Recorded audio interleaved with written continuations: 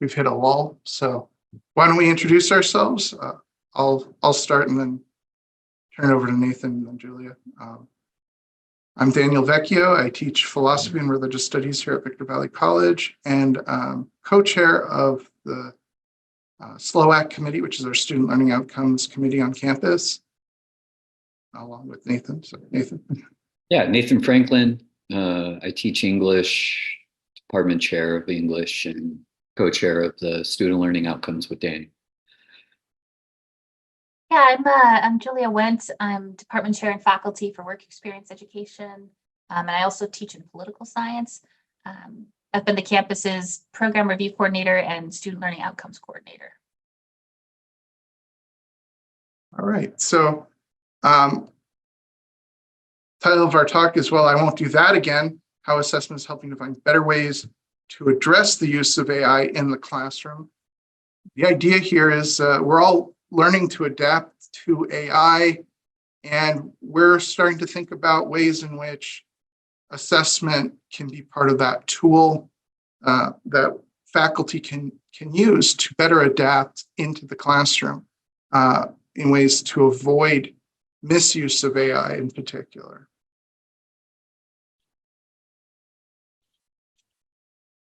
So this all really started in around November of 2022 with the release of GPT 3.5. Of course, student plagiarism preceded that. We all know that, but I think we've all witnessed an increase in student willingness to utilize AI to cheat.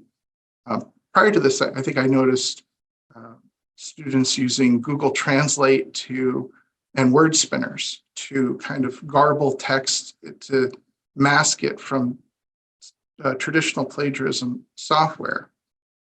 But now I'm seeing the use of AI in conjunction with word spinners and Grammarly to help even more mask the use of AI. So in this presentation, we're going to ask this question of how assessment can guide faculty in improving assignments and pedagogy in this new landscape. And we're also going to kind of look to history and sort of explore this from a sort of philosophical standpoint as to, in an attempt to give us an angle on how we might attack AI and to give us all a little bit of hope.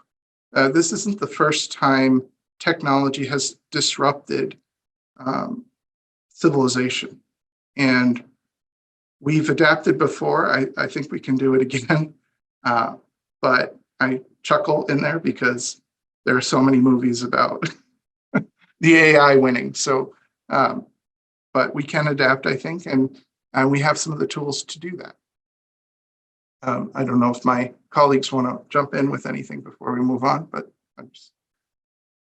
I guess the only thing I would say is just that I can't emphasize like the level of desperation faculty have felt since the world turned upside down with this. Julie, I can't hear you. Can you? Oh, really? Yeah. Oh, okay. Well, actually, let me look into that then. Oh, it was low, but now it's coming in louder. Sorry. Oh, okay. No, just there's a level of hopelessness that happened when this all came out. And what do you do? How do you respond? And so that's the whole process of assessment right there is like, oh, this is how I was running my classroom. Now there's this disruption. And how am I going to address this? Because it's not necessarily the same response to each assignment type you have. So I wanted to echo your hopeful statement, though, is just that, not without being like completely, everything's going to be okay. But there's going to be some silver linings in this. So, and opportunities. Right. And we're not claiming to be experts here that we've solved this riddle. We're going to tell you some of the things that we've collaborated on and thought about in terms of this issue, and hopefully some of our theory that we're going to discuss might prompt you to participate and talk about ways in which you are using assessment and other tools to assist in avoiding the problem of AI in the classroom.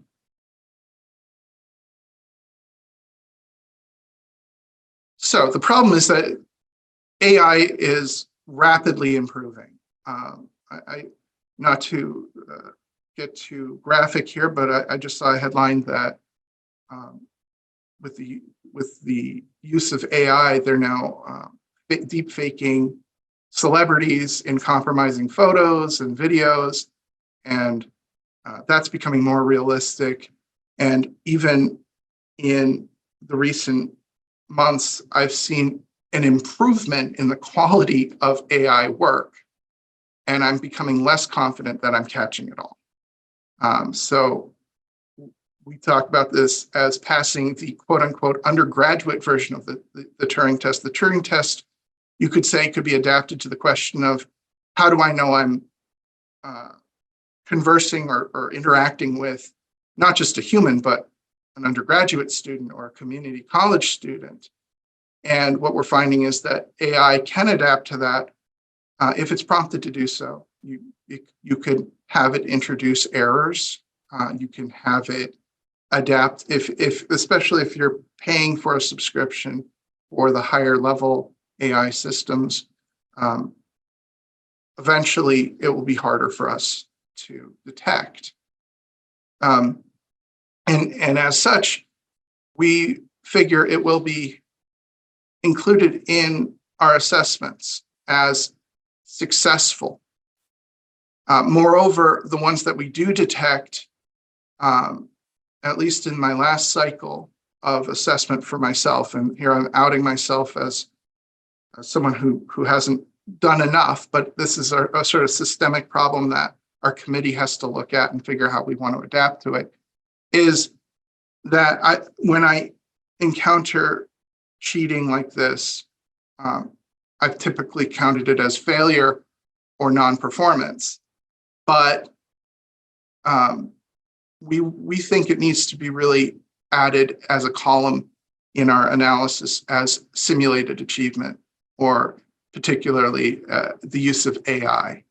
That way we're capturing the data of this student, when given this assignment, used AI to complete it in a way that was illicit.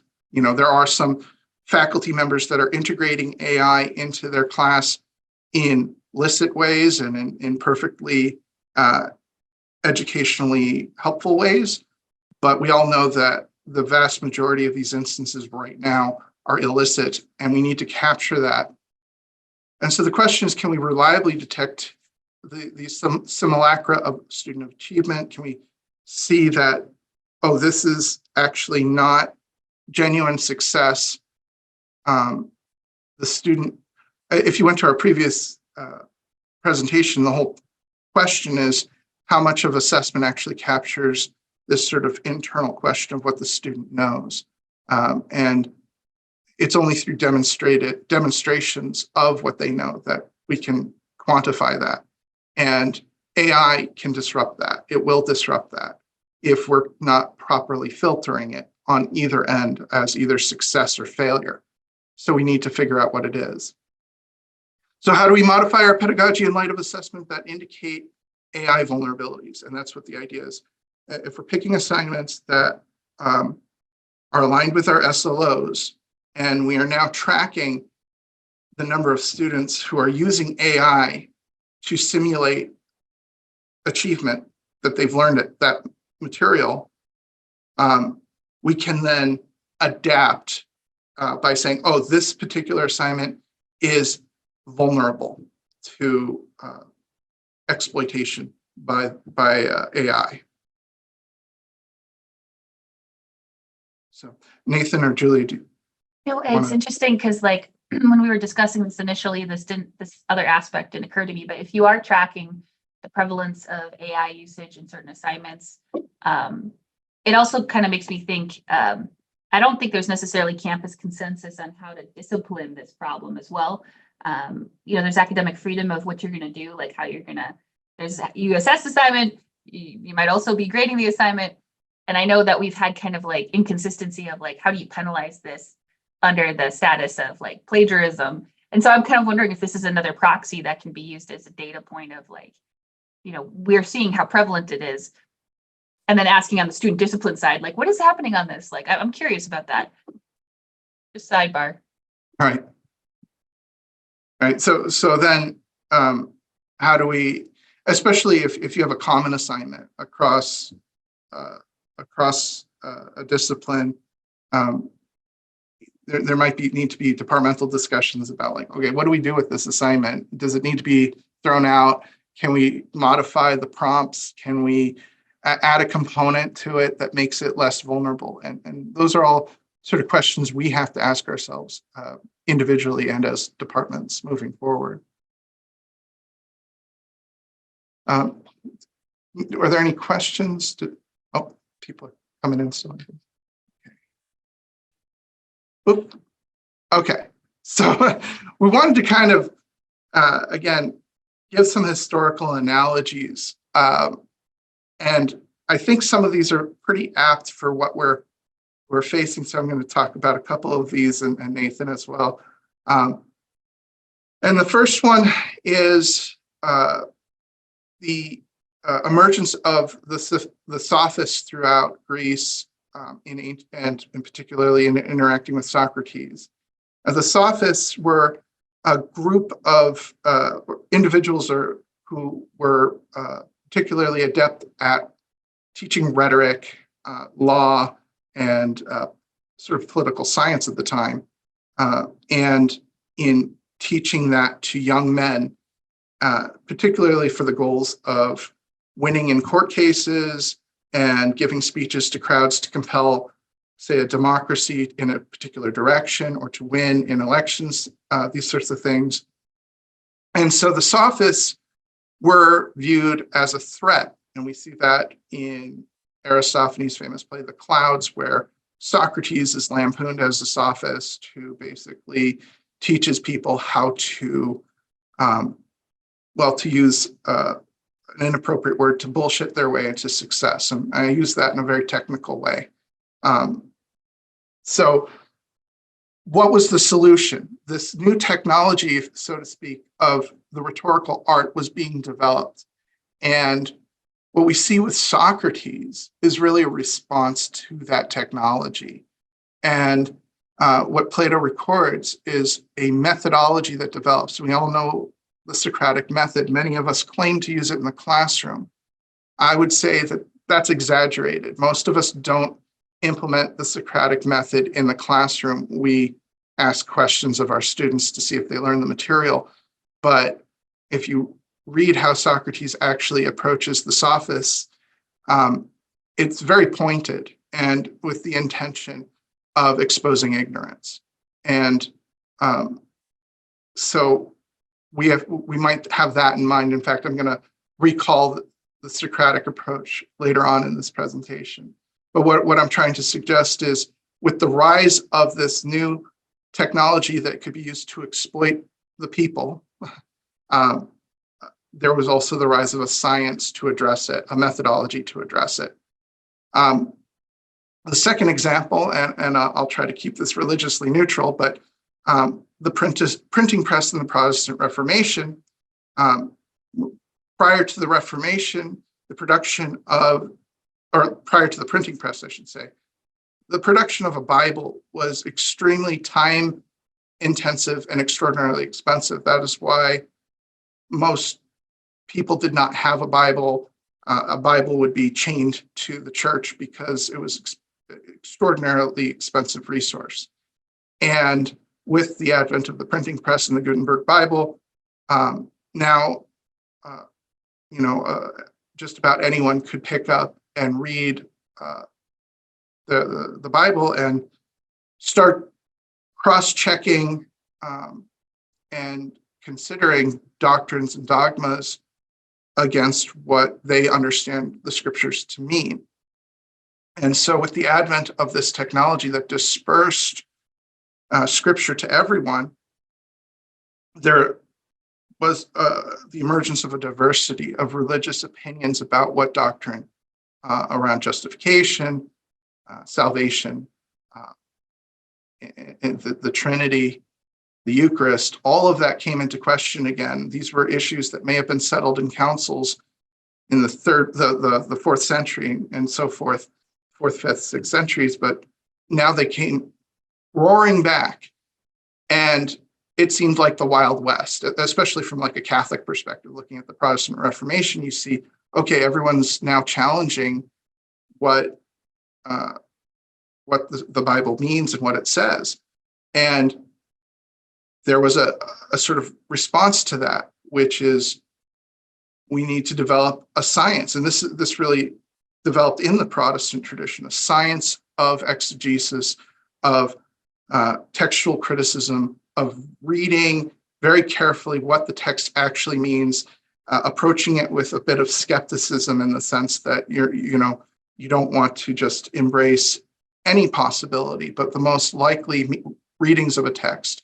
And through that, you have some stability emerge in what Scripture might mean, and you can at least now navigate that discussion, and it kind of goes back into a way of being able to examine different proposals from different theologians. Okay, well, what's your basis for that teaching? And that process, that science that developed, is then informs Catholic theology. It informs even English literature. Other literature traditions are now approaching the question of the science of exegesis. Nathan, if you want to talk about the role of mirror too. Sure. Before that, the chat is highly active. So before I jump in, Oh, sure. I just want to get these questions out because it may help us frame what we want to say in a specific way. So one question, this is from David. How do you measure or penalize the use of AI in assignments with the reality that familiarity and innovation in AI is a skill that is highly valued on the job market in every sector? So I can kind of speak to this initially. So I have a paid subscription to a AI detection software called GPT Kit. I pay $10 a month. It's on version 3. And what I do, it isn't quite formalized in my syllabus, but I have certain thresholds. So if this GPT Kit detects that it's like 50%, like the majority of the text is written by AI, I'll inform the student.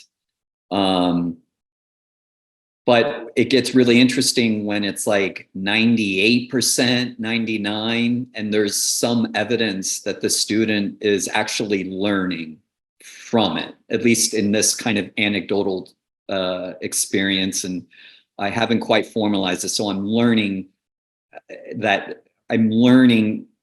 to the extent that we come up with a policy. Does it have to be 100% human?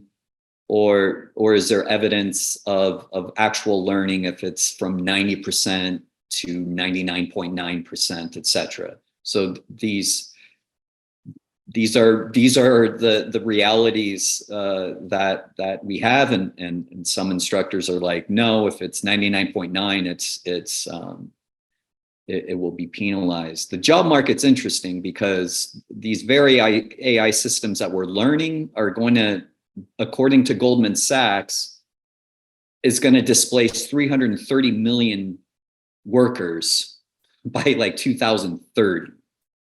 So not all innovation should happen. I mean, there's an interesting dialectic here, but it's already out of the bag, and companies are going to make tremendous money through workforce reduction for sure. So yeah, we're operating within this dialectical space as well. Daniel, do you want to? Well, I have a similar experience. I've been using ChatGPT in my own work, research, and thinking about questions and formulating arguments. And, you know, as I mentioned earlier, there are perfectly valid ways in which faculty should train students in the use of AI, and I think that's ultimately inevitable. I've been slow to adapt right now because I don't want to get out from under my skis, so to speak, and start using AI and recommending it into the classroom. In fact, I think we were talking about this when we were developing this talk, that when GPT first came out, I wanted to talk to students about it, but I was very nervous to even mention these capacities because several students were completely unaware, while others were learning about it, I think mainly through TikTok videos that were kind of recommending it.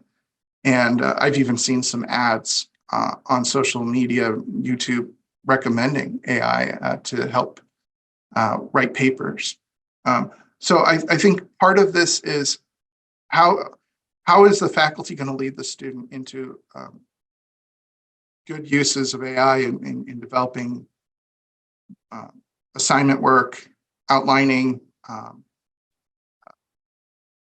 and being involved in sort of this dialectic where you're talking to the machine, using it as a chat service to develop ideas, but not as a substitute for authentic thinking. Yeah. For my part, I kind of had the perspective of, if you don't talk to your kids about artificial intelligence, someone else will. So I was like, okay, I'm going to hit this head on. And so I started opening it in class time and talking about it. And I found that there's no such thing as over communicating. So like in terms of expectations on assignment types, I'm like, these are my expectations. Under no circumstances are you to use anything verbatim in what's supposed to be a paper or an essay. And by the way, when that's detected, you get a 0 and there's consequences. But then I'm like, there's other things where I'm like totally okay with you. Like, I have the app on my phone. I ask ChatGPT a lot of dumb questions. And one of the features I love the most is like, if I don't get a concept, you can like regenerate it infinite numbers of times. You can specify that you want it to simplify it for you. Getting their feet wet with things that are appropriate, I think it's a good thing. And as a study tool, I thought it was really helpful. But like I said, I think you have to over communicate. Like, don't, I'd rather be redundant in saying what the expectations are than have people using it in domains that they're really not supposed to. Are there other questions we want to broach, or should we continue with our historical analogies discussion? Yeah, go for it. But I just want to mention, Tracy, I definitely see your questions, and I'll try to like weave that in. But continuing with this kind of historical arc with the sophists versus Plato and Socrates, and then the printing press, basically the democratization of literacy. It's interesting if you look at the kind of the history of the development of the mirror at scale. And there's a really great article by the author Faye Tudor, I want to say, but it's an article out of the anthology from 2016 called Renaissance Theories of Vision. And so in Faye's article, she looks at basically the science and the invention of the mirror and water, as we all know from the myth of Sisyphus. But the water was when still water was the first mirror, and then various obsidian rocks, etc. But it wasn't as clear as glass mirror, that blown glass mirror. So it's a fascinating article into this, and then the broader theological, social, cultural disruptions that a mirror introduced into Renaissance Europe, where the church was concerned. Oh no, like now these folks can create their own images, and do they even know the consequences of not being able to detect a true image versus its versus a false image. So we've really never left Plato's cave in a way. We just realized that there's more rooms to Plato's cave that we didn't realize that there were initially there. So this is kind of what we're dealing with, or at least connecting. There's a really interesting, at least to my mind, a historical arc between what Amir was doing, what the printing press was doing, what the sophists were doing, basically creating conditions where you have a full-fledged relativism, that there's no way, or nor should we, to determine what image is more truthful than the other, because there's no way to tell, and nor should we even care about that. But now we do care on some levels. So we're dealing with simulations. Do you remember a painting by René Magritte where it says in the French translation is, "This is not a pipe"?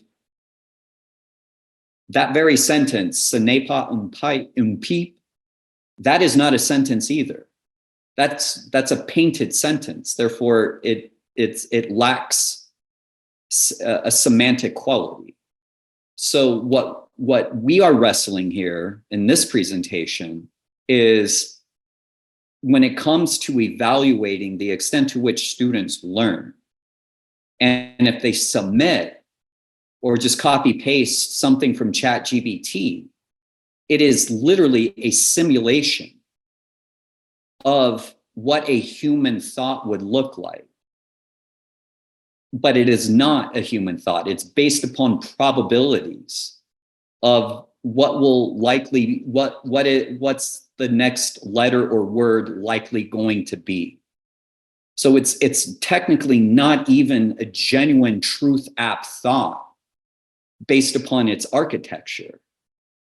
So if students don't appreciate this, the distinction between how humans use language and how AI architecture understands language, then this is a crisis point that we're wrestling with. We should not lose this ability to critically make distinctions between that which is true and that which is false. We cannot lose that distinction.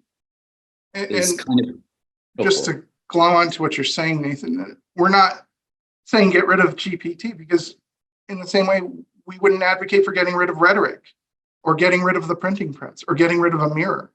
The question is, how do you use those things with truth and falsity in mind, and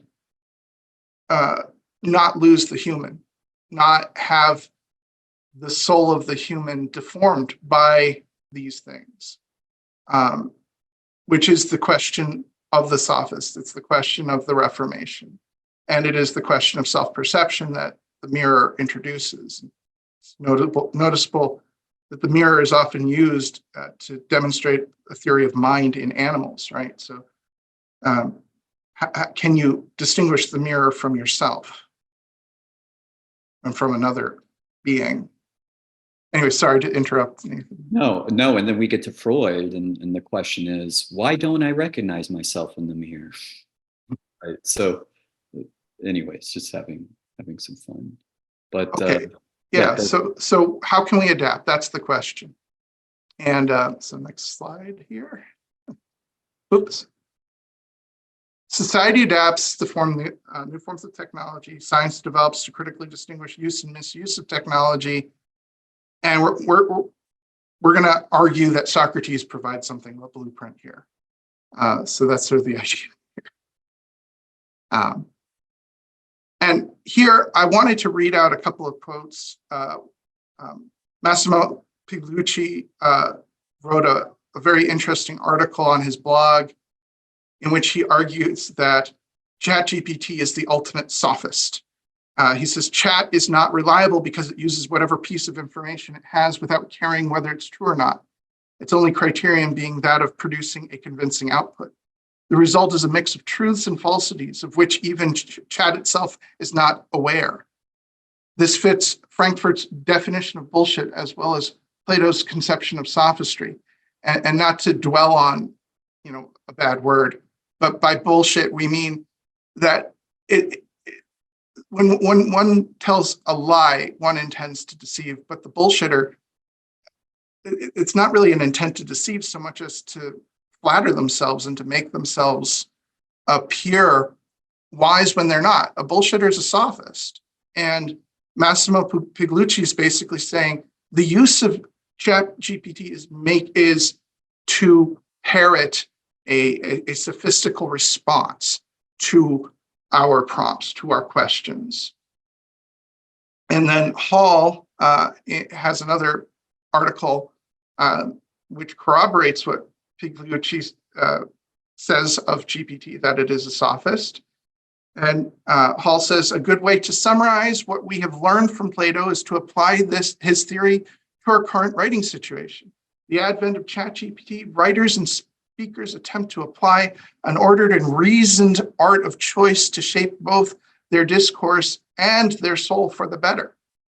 It is the act of choice that orders discourse and soul. When one uses ChatGPT, the creative act of choice is located with the machine. As Nathan was saying, it's an algorithm that basically determines on a Bayesian mechanism what's the next most probable word. And it raises the question, if the machine makes the choices, is the machine shaping our souls as well as our discourse? If so, this means that the AI is the sophist in the machine. As Socrates might put it, AI flatters us by making us think that we make the choices. It flatters our interests and desires to succeed by catering to our commands and pleasures. It flatters us by creating the illusion that it is a kindred soul producing the silent inner conversation thought of our soul. Like a sophist exciting the Athenian hoi polloi, the machine gives us what we want and tells us what we want to hear.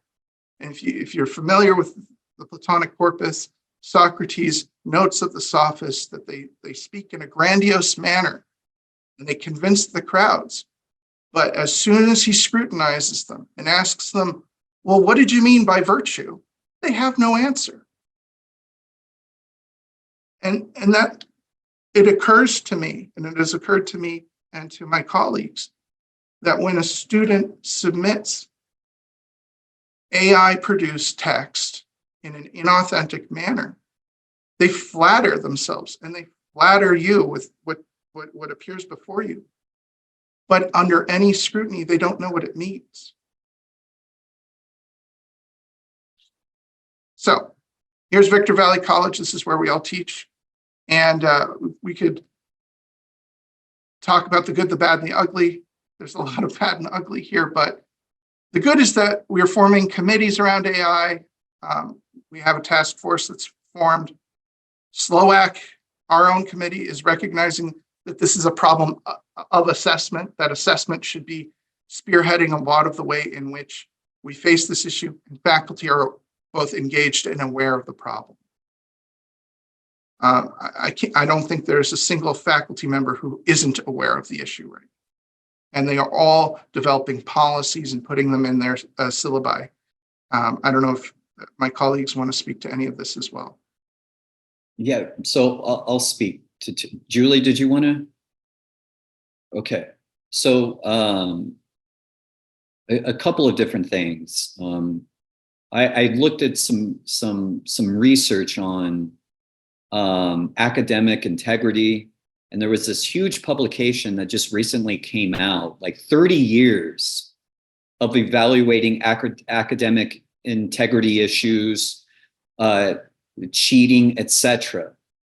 And they even the researchers even looked at the level of cheating during the COVID pandemic, and their final result was that friends and family are the primary culprit of cheating.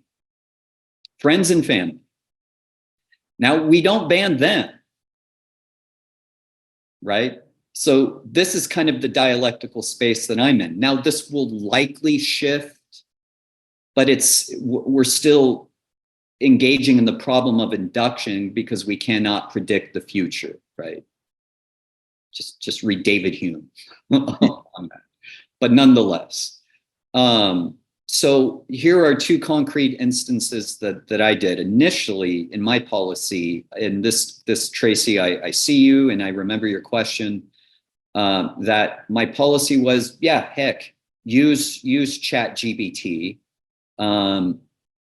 insofar as, and if and only if you can submit the entire PDF version of your entire chat thread.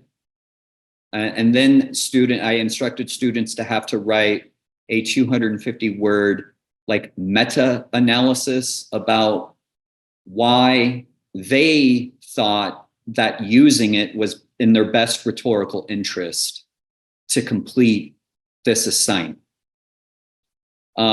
Some did it, some didn't. So I was compassionate about that. Now, I teach AI. I've been obsessed with this since my PhD program. I mean, where I had a seminar class with folks from Google AI. Very serious work.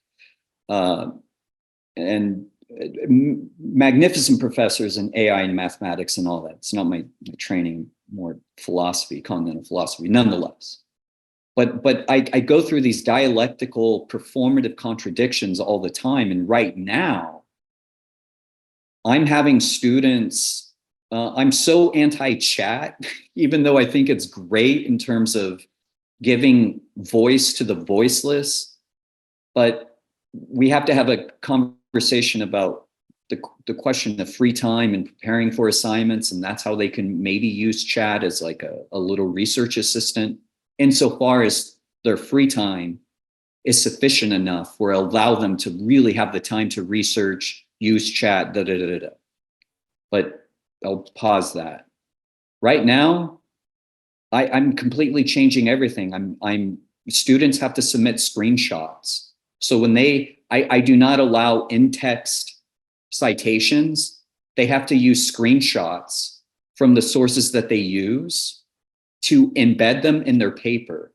And so I've had to completely redesign my modules where now I have tutorials on how to rhetorically and stylistically and from a formatting perspective, a whole design perspective, visual design perspective, visual rhetoric, basically, of how to text wrap screenshots into a paper in kind of rhetorically effective ways.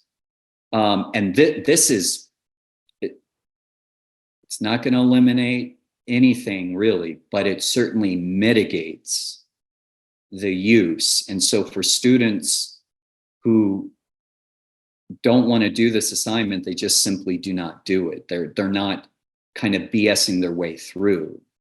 So that's where I'm at. And why? Because we're dealing with large language models. They produce texts. They don't produce images unless you have a subscription to ChatGPT 4 where you can use DALL-E. But that's in a beta version. It's in fact really the AI, it's interesting AI art, but when you want to include language or some sentence in DALL-E, the image, it will constantly misspell words. And it doesn't know because, of course, why would it?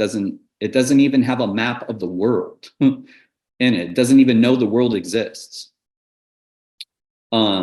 So that's one way to at least mitigate and have students really engage the learning outcomes and the assignments attached to a learning outcomes through basically screen captures, because these LMS will never be designed to produce screen captures anyways. So Yeah, and I've noted in my own assessments as well that I'm writing out to myself in what I have to do. I have to change and adapt using screen shots, a lot of quizzes and things that are online, because that would slow down a student using AI to answer multiple choice. But just to go through some of the rest of this, the bad, I would say discipline is weakly enforced on our campus. A lot of it is appeals to ed code, where the only real consequence might be a suspension from a class or two. You have to talk to someone. You might go on a folder somewhere that they've done this, but I think a lot of students are willing to risk that. They risk the zero. And that's the last point. The ugly is the student use of AI is rampant, even with warnings, even with training, even with discussions in class. I've looked students in the face, explained the issue. That night, they've submitted AI work to me. And I've called them out. They came to my office and they said, yeah, I took a roll of the dice. I didn't want to do it. I didn't want to do the work. So that's a real problem. And AI apps are quickly being integrated also in our LMS without faculty consultation or training. So there's some weak training. Here we just purchased this new thing that integrates AI into some other aspect of the learning process. Faculty don't really know about it, what it does, whether it can be exploited in any illicit ways. And lastly, I'll throw this in that I think there is a problem of bots being registered in classroom. We catch a lot of bots, but I had an issue last semester with bots registering in one of my classes. And I did notice that some of those suspected bots started submitting work that was AI generated to prove that they exist. And this is for student loan fraud and getting grants. They register, basically steal IDs and register themselves. And they know if they engage the course enough, they'll remain and not be booted out, and therefore have a better chance of collecting a check before they disappear. So that exists. Anyone want to comment on that? Julia or Nathan? No, you're okay. We got to get to some of this stuff. So we sort of came up with this idea that it's detect, report, adapt, and some things to say about detecting. So Nathan spent a while talking about screenshots and text wrapping. That's his method that he's innovating right now. So definitely, if you want to talk to him about that or ask him about that, he's the person.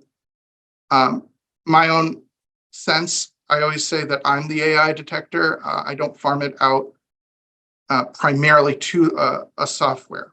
I have a subscription as well, but the first thing I do is when I read it, you know it's AI. At least right now, it hasn't passed the Turing test.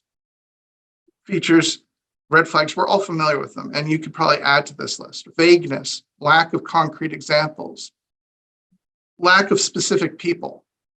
So like in a discussion, it won't tell me which philosopher or thinker says anything. It just says some think this way and some others say this. And they don't say why they say it. There's this phrase that AI loves, especially ChatGPT. It's important to note. It's always trying to be cautious. It's very non-committal. And this is one of the things we talked about with regard to the sophists who themselves were relativistic as a problem is AI is a relativist. It will always end an analysis with a conclusion that's entirely based on subjective relativism. I've even challenged ChatGPT on this because it will end by telling you that all of the analysis depends on a subjective evaluation of one's values and worldview. And I challenged it. I said, well, why does it depend on that? And why isn't it the other way around, that our values are somehow based on some objective features of the world? In other words, it's taking a philosophical position, which is very ironic because that's what I was saying. Is it entirely biased or not? The reason it invites this subjectivism in is precisely because it's not a subject. And so it's inviting that chat with a subject to feed in as an input what the values and worldview are. So when a student copies the text and puts it into their essay, and never provided this, axiological analysis of values and worldview and what's good and what's bad and what's right and what's wrong and what's true and what's false. The GPT model will only spit out this sort of vague everything. It really just depends. It depends on what you think. And I always say, well, to the student, what did you think? Because the AI is only saying that it depends on what you think. In other words, you didn't do the critical part. And so lastly, I use AI detecting not as the primary source of identification, but as a corroboration. I feed it in sometimes to 2 or 3 different services, and I gather evidence. I screenshot, 100% generated by AI, whatever. I use that to help in disputes. When a student wants to double down and say, I didn't use AI, I never used AI, I don't even know what AI is. Typically, that corroboration usually ends the discussion, but some will still insist. And so what I typically do at that point is I'm Socratic. This is the point of a Socratic intervention. I invite the student to meet with me personally so that we can Socratically go through and I can ask them, what did you mean here? Why did you say that? What does this mean? Where did you get this material? 9 times out of 10, I've had students at that point confess, I used AI. Or they'll try to say, well, I only used it a bit or something like that. One student I can think of met with me, and there we had a very productive conversation about how to write in a way that isn't sophistical, that isn't AI in tone. Because he was saying, oh, I just write like this. And I said, well, then you need to learn how to write better because you're not writing like a human, you're writing like a machine. So if that's true, and I doubted it, but I used it as an intervention moment. I said, look, this is what you need to be doing. And that student went on to get an A in the class because that student adapted to my needs. Most of the students that don't want to meet with me, they say, oh, I'm not, I did it, I admit it, this, and they'll say things like, you're taking this too seriously, is some of the comments they'll make. So that tells you that a lot of students who do this don't take it seriously, at least based on my own anecdotal evidence. Next, report, that is, do the assessment, identify an AI vulnerability in the assessment assignment. You have to have a category for it, we would argue, and adapt. And this is the question. How would we adapt?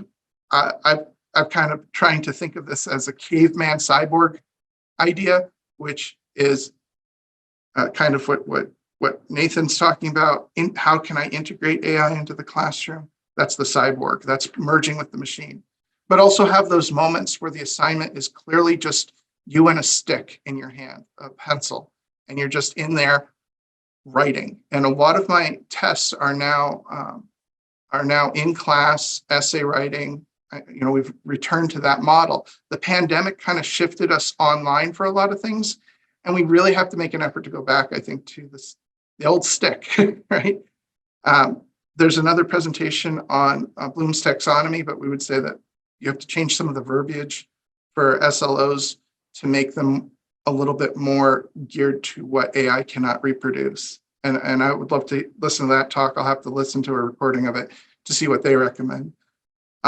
Make assignments very specific. I have a colleague, he says that students have to watch a local town meeting and they have to name the people at the town meeting, who said this and who said that. And he gets AI generated where it says John Doe said this and Jane Doe said that. It doesn't have real names. And then again, be Socratic. That is, have those moments in an assignment that require, a cross-examination for the truth. Not just, can you answer my questions, but, care for the soul of the student, because I think AI can be a corruption of the soul.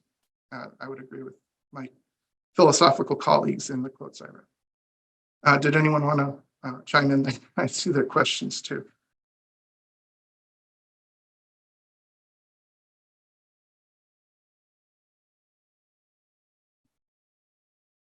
Nathan or Julia?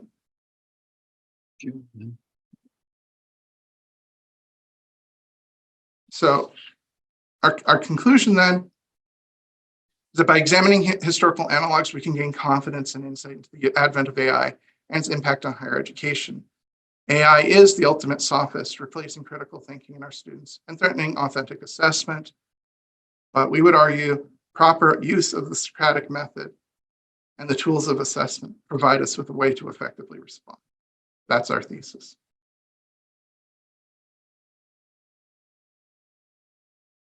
And we'll open it up to the questions. Nathan, did you want to field any? Yeah, if anyone has any comments or questions. Oops. Yeah, the bot issue is very big. There was a Reddit thread about that where one faculty member said his whole class had to be canceled because it was 80% bots. I had nearly a similar situation with a late ad section which got populated with bots, and I called all of them and all the numbers were fake. Just drop a bunch of students. Some of them I did. I think I left someone in and they did start responding with AI type answers. So that's why I suspect it's being used.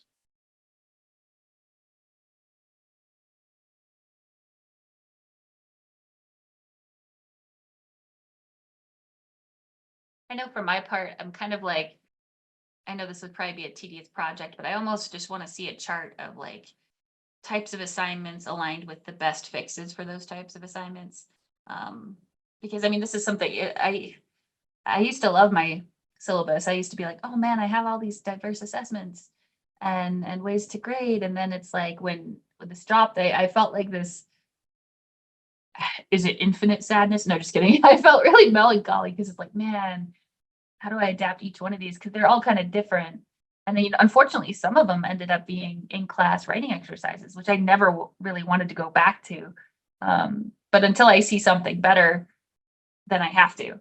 But I can't wait till somebody writes this book and says, hey, if you have an assignment that's like this, it best adapts to X, Y, and Z in terms of AI. I agree. It needs to be done. Yeah. Mark has a good question. AI detectors cannot be trusted, Mark. Yeah. That's why I said you're the detector. AI detectors should not be the primary reason you're making an accusation of cheating. I think. I mean, you have to make your own judgment. But I would say in my experience so far, I have to be the one that makes that decision. Yeah. It's the same thing, like trusting the AI to do that is kind of like how the students are trusting the AI to do the work in the first place. And this takes a confidence, I think, in us, because with plagiarism, you could find it. You could find the link to the article that they were using, or you could find the essay that they cheated from. And with AI detection, that took away our confidence to make accusations.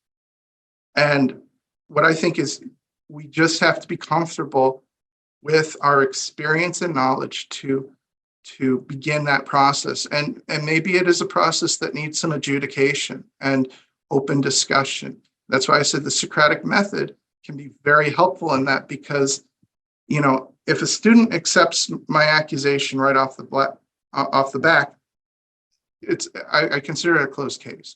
But if a student pushes back, I'm willing to engage that discussion and make it a teachable moment. This is my expectations moving forward.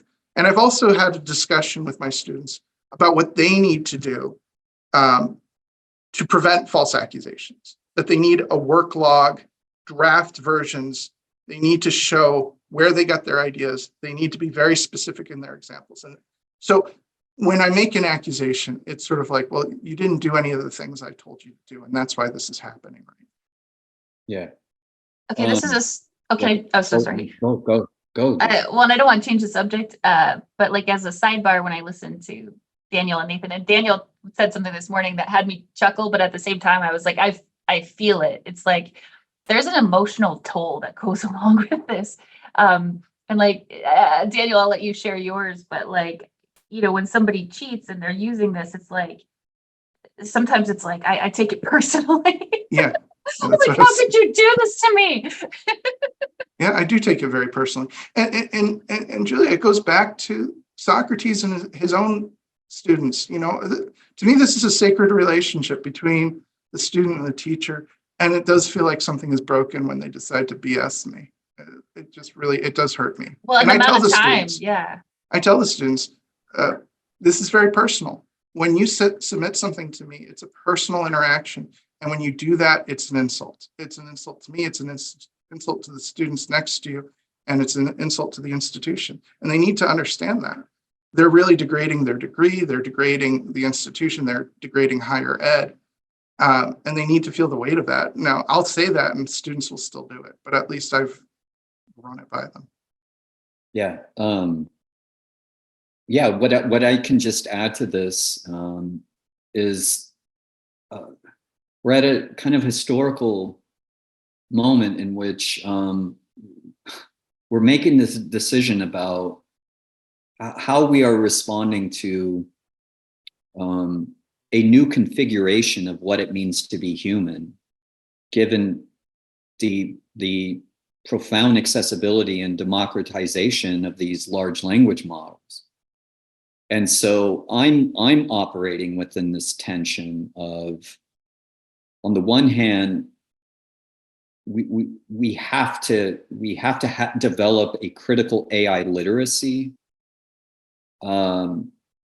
because I don't want to become a teacher in which I am operating always already under penalization, right? So I don't want to be, I don't want to constantly penalize students for living contingently. This is all contingent, for living in a historical situation in which they have access to large language models. Like, it's not their fault, on the one hand, but if we do not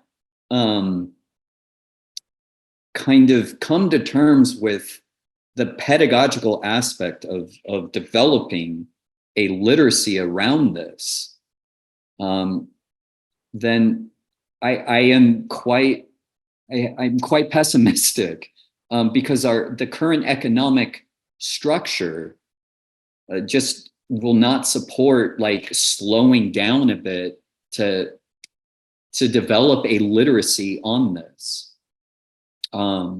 So I'm kind of in a world of radical hypocrisy and radical sincerity and openness to all of this.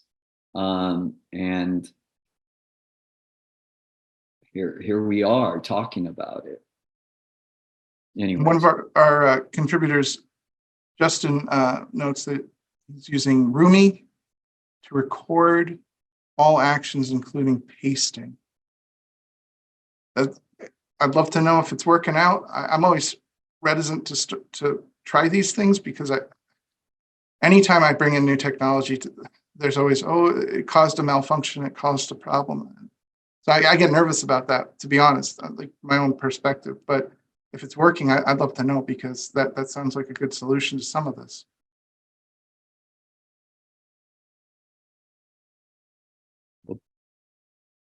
Thank you, everyone, for hanging in there with us. Thank you. Yes. Very cautious. Okay, good. Yeah. That's what we have to be. We're learning. And that's what assessment's all about. We learn, we adapt, we assess, we do it again and again. You know, as we always say, don't let the good stand, or the perfect stand in the way of the good.